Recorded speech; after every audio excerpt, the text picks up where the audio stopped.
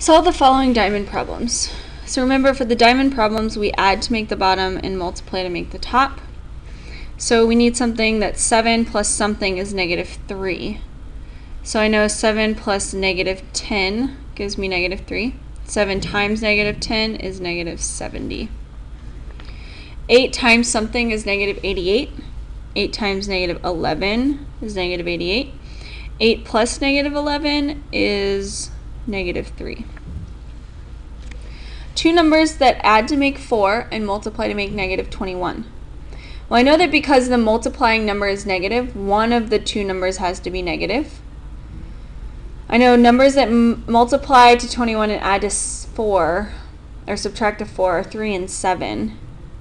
So I know that 3 must be negative and 7 positive, since this 4 is positive. Two numbers that multiply to 108 and add to 3. So I know one of them must be negative. So I'm going to take out my calculator and I'm going to look up numbers that multiply to 108. So it's got to be two numbers that are pretty close together because only 3 digits are separating them.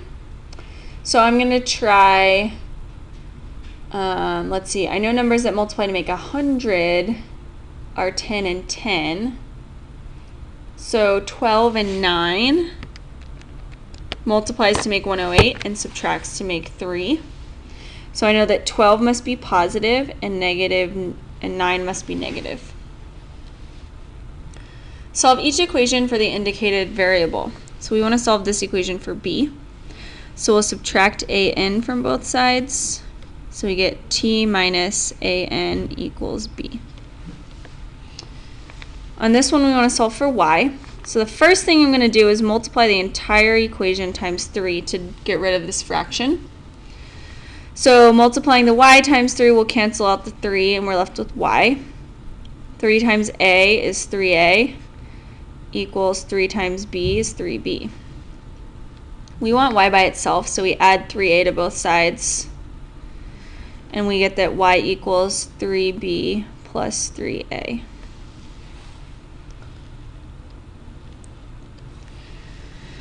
Here we want to solve for y, so I'll multiply the whole thing times x.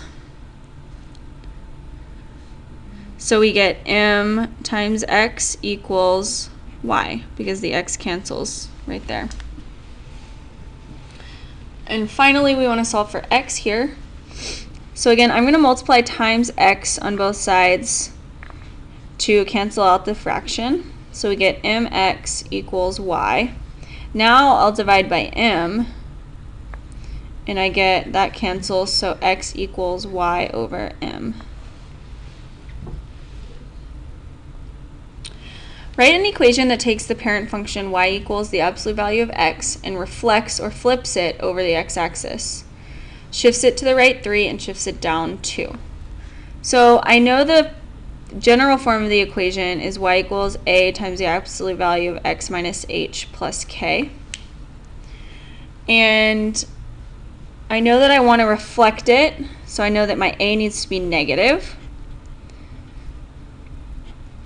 X, I want to shift it to the right 3, so x minus 3, and shift it down 2, that would be minus 2.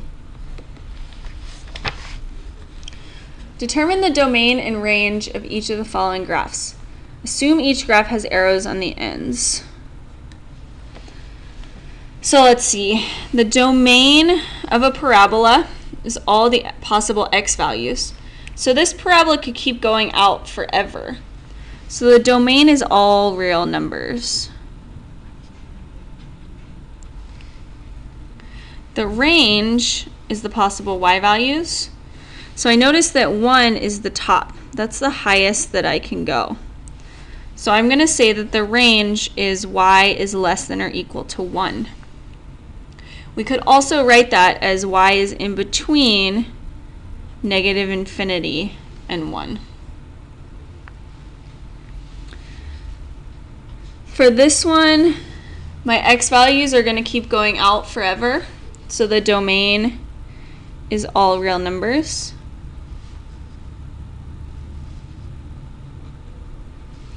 In the range, I noticed that the lowest y value is -1.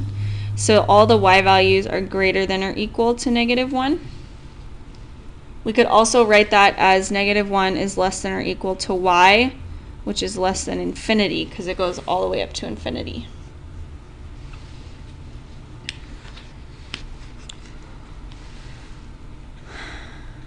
On this one, the domain, again, is all real numbers